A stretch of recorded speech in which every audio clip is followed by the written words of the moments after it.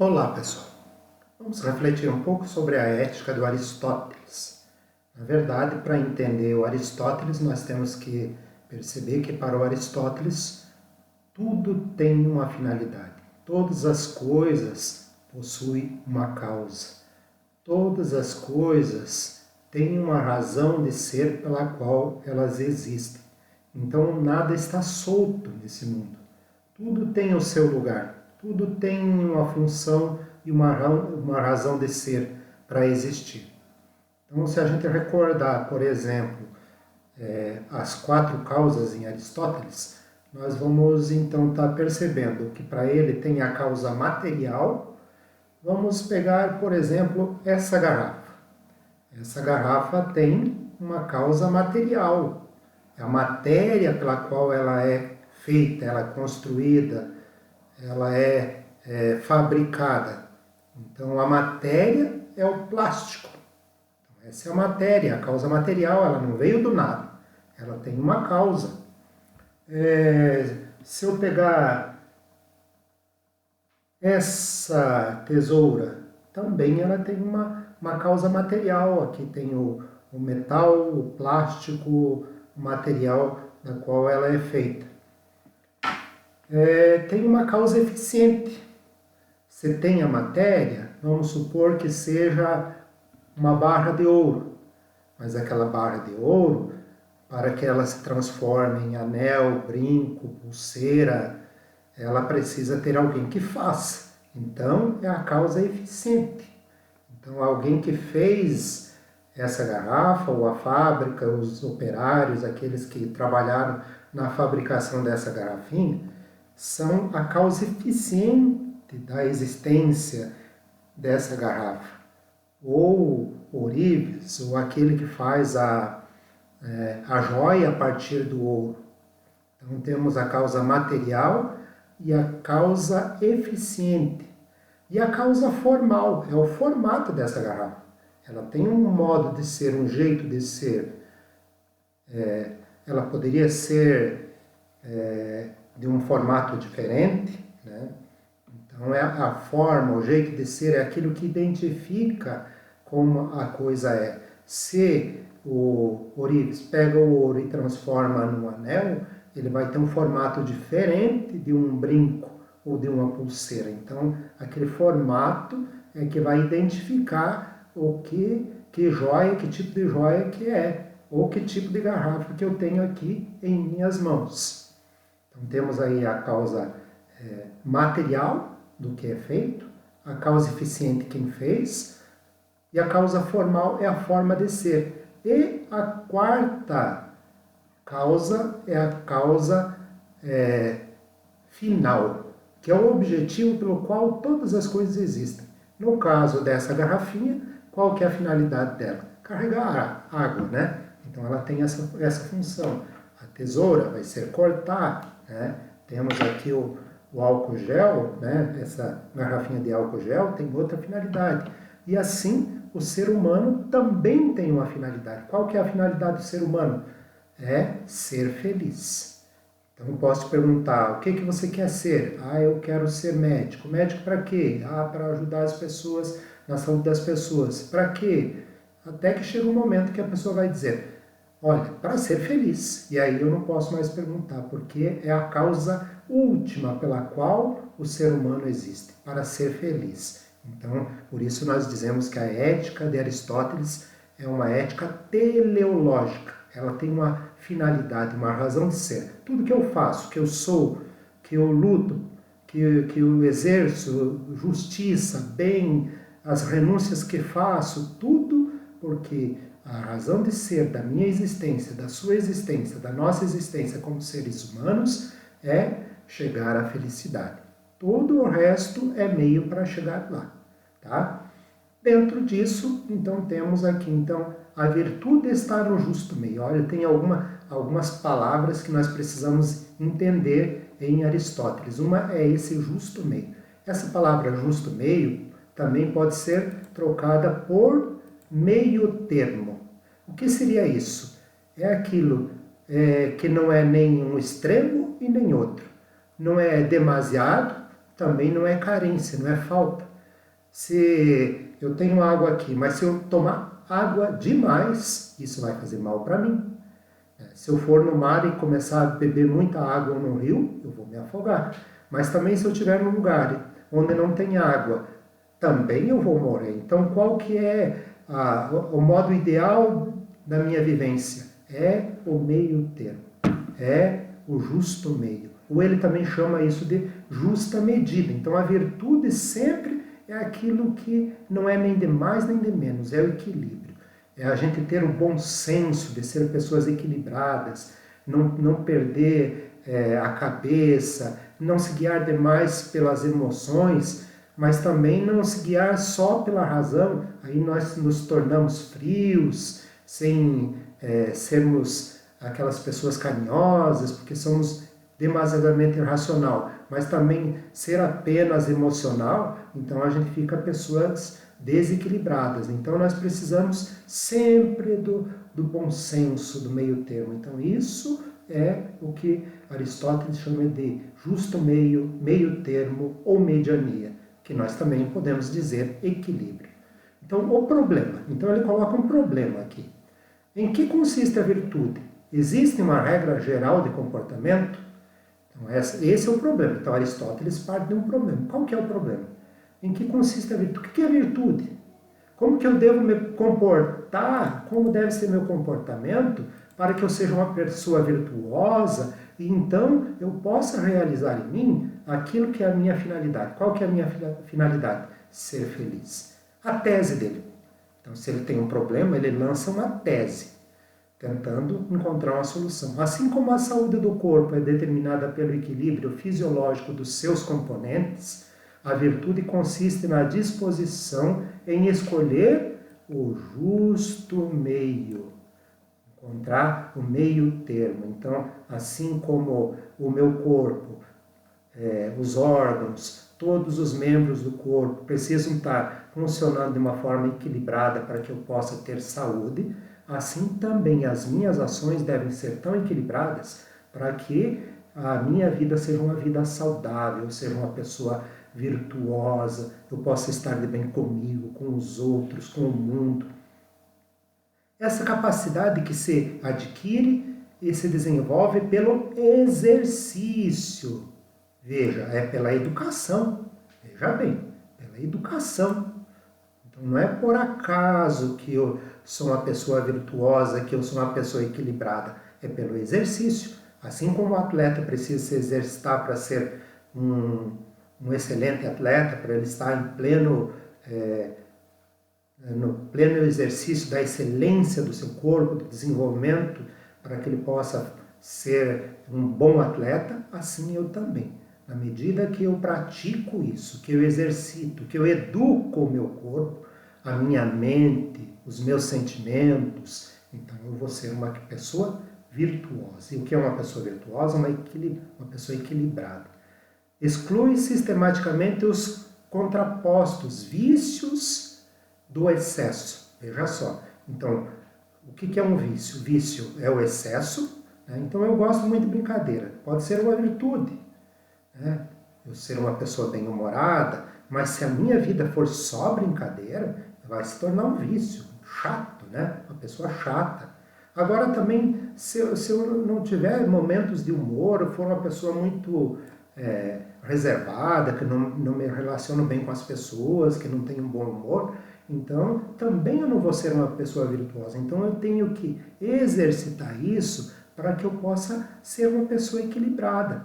É momento de lazer? Então vou viver o lazer. É um momento de estudar? Vou estudar. É um momento de trabalhar? Então tudo tem a sua hora, a sua medida, né? Então a mediação sob o controle da razão, né? Porque se eu for só pelo lado que o meu corpo quer, eu provavelmente não vou fazer muita coisa.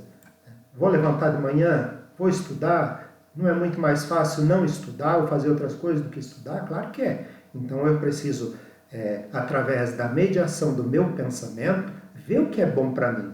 Então eu vou ser uma pessoa equilibrada, eu vou controlar. Eu estou com muita raiva, vou me vingar de alguém, então a minha razão vai controlar para que eu não chegue ao excesso. mas também a razão vai me controlar para que eu não deixe que os outros também pisem em mim, né?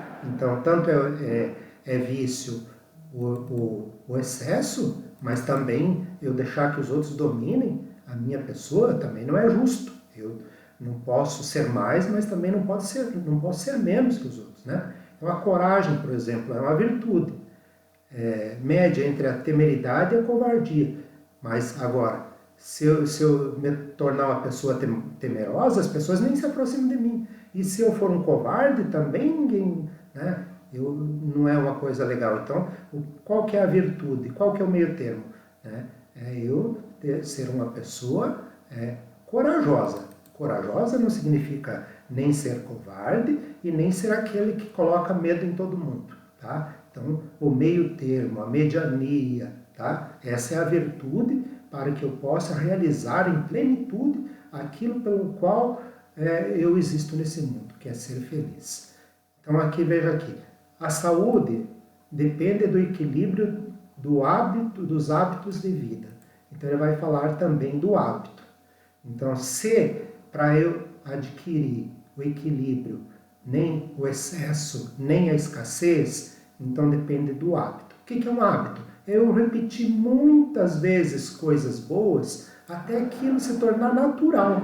Uma criança, no começo, ela precisa ser educada para ela escovar os dentes, até que aquilo se torne um hábito, ela vai escovar os dentes, né? Então, isso é o equilíbrio, e isso depende do hábito. Então, para o Aristóteles, assim como o meio termo, que nós também podemos chamar de mediania ou justa medida, ela vai acontecer na medida que nós praticarmos, que nós tornarmos isso um hábito. Então, o hábito é importante para que a gente possa, então, adquirir. Então, se eu só tenho o hábito de falar muita coisa ruim, muitas palavras indecentes ou muita gíria, aquilo vai se tornar algo ruim de mim. Então, o que eu tenho que praticar? Praticar palavras boas, praticar ações boas, para que aquilo se torne comum, né, na minha pessoa. Né? Então, eu nem percebo que estou fazendo bem de tanto que eu exercito em fazer o bem.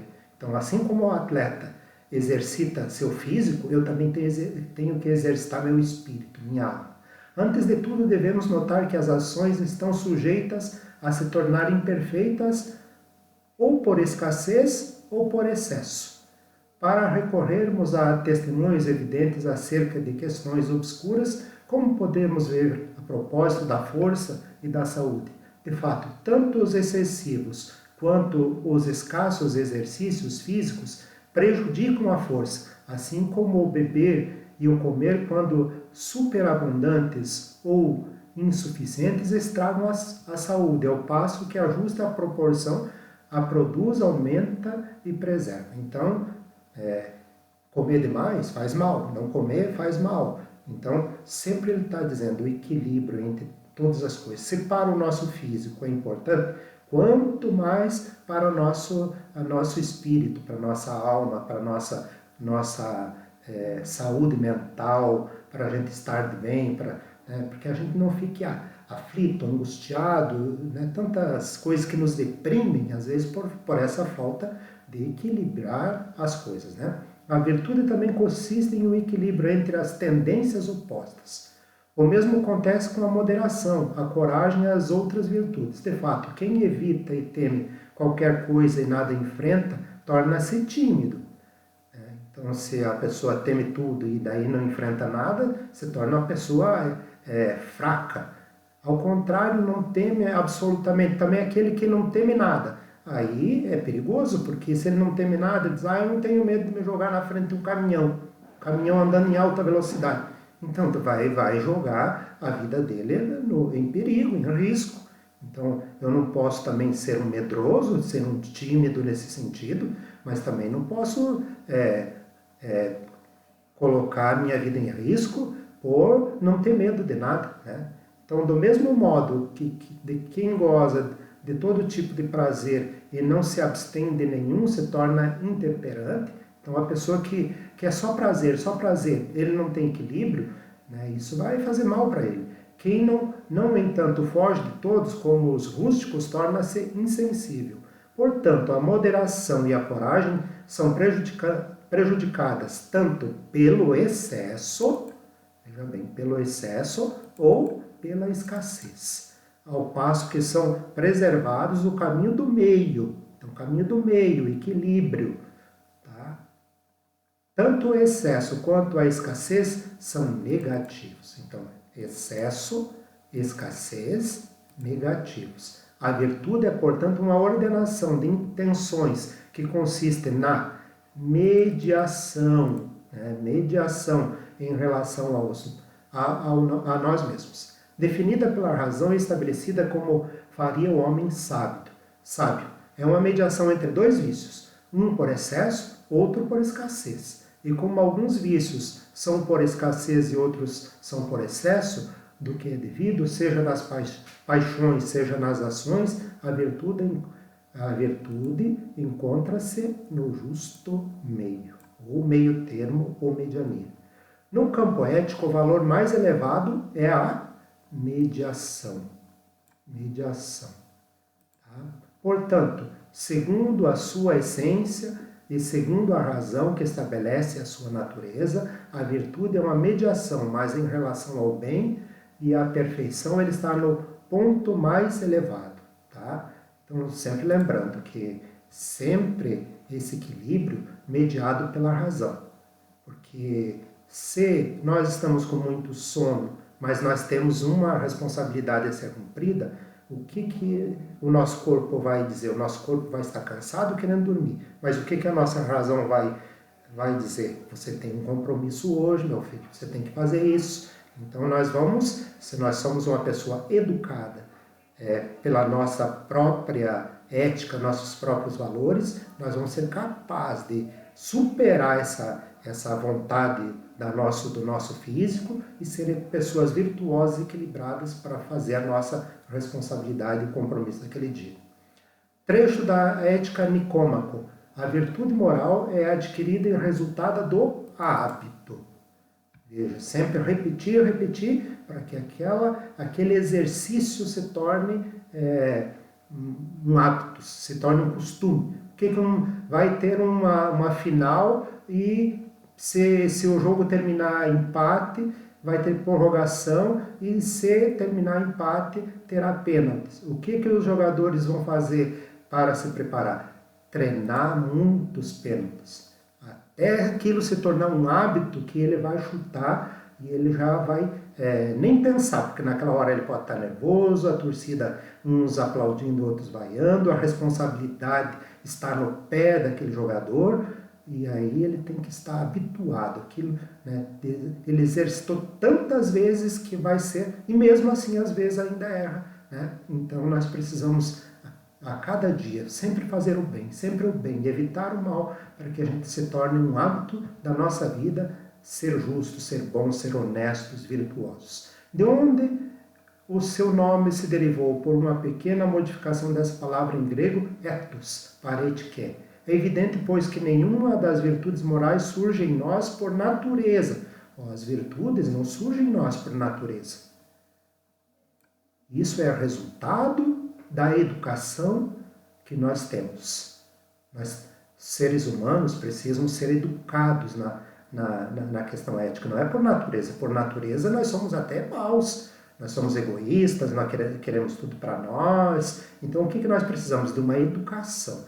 E essa educação não vem só da escola, só da família, só da igreja, só da sociedade. Nós temos que controlar as nossas ações, nosso modo de ser, pela nossa consciência, pela razão. Então, a pessoa ser boa, ser honesta, ser justa, depende de educação. Nós não nascemos já bonzinhos. Pelo contrário, nós não nascemos bonzinhos. Nós vamos nos tornando bonzinhos pelo exercício, pelo hábito, pelo deixar os exageros ou a falta, a escassez. Visto que nada do que existe por natureza pode ser alterado pelo hábito. Então, se a gente já tivesse nascido bonzinho, não precisava mais fazer nada. Então, por que nós temos que sempre praticar a mesma coisa? O hábito. Repetir, para que aquilo se torne algo bom em nós. Por exemplo, a pedra que por natureza se move para baixo, não pode adquirir o hábito de ir para cima, ainda que tentássemos adestrá-la jogando 10.000 vezes para cima. Agora nós sim, nós podemos repetir 10.000 vezes coisas boas, e isso vai fazer com que a gente ainda seja melhor naquilo que nós fazemos. Não precisamos fazer tudo, mas devemos fazer muito bem aquilo que foi colocado para nós fazermos, né? A gente está de bem, a gente está inteiro ali naquilo que a gente faz. Então, a pedra não vai ser educada, ela vai sempre fazer a mesma coisa. O animal sempre vai repetir a mesma coisa. O João de Barro, desde que é João de Barro, sempre faz a casinha do mesmo jeito. Agora nós podemos ser diferentes. Até uma pessoa que é muito má pode se tornar boa. E às vezes o contrário também acontece. Uma pessoa que era boa, mas começa a relaxar, não exercitar, e aí começa a caminhar para o caminho do mal, o caminho do erro. Não é, portanto, nem por natureza, nem contrariamente à natureza, que as virtudes se geram em nós. Antes devemos dizer que a natureza nos dá a capacidade de recebê-las, e tal capacidade se aperfeiçoa com o hábito. Então nós recebemos os dons, todos nós temos os dons, temos coisas boas em nós, mas nós precisamos aperfeiçoar através do treino, do exercício, do hábito. Você tem o dom de ser músico, beleza, mas você tem que treinar, aperfeiçoar para que ainda se torne melhor, no máximo de que você pode render. Adquirimos as virtudes pelo exercício, veja sempre, tal como acontece com as artes. Estamos falando da música, pode acontecer com outros tipos de arte. Efetivamente, as coisas que temos de aprender, antes de poder fazê-las, aprendemos-las fazendo.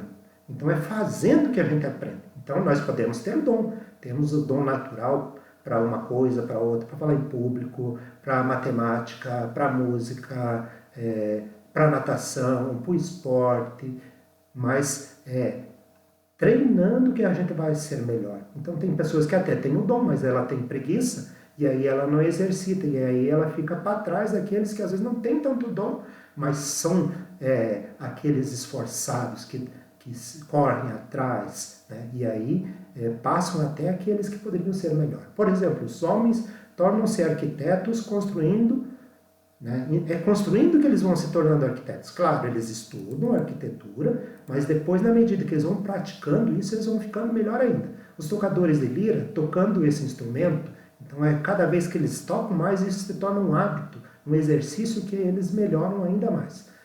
E do mesmo modo, tornamos-nos justos, moderados, agindo moderadamente. Então não adianta eu só falar, justiça, os políticos são desonestos, mas eu não pratico a honestidade, então eu vou ser pior do que eles. Igualmente com a coragem.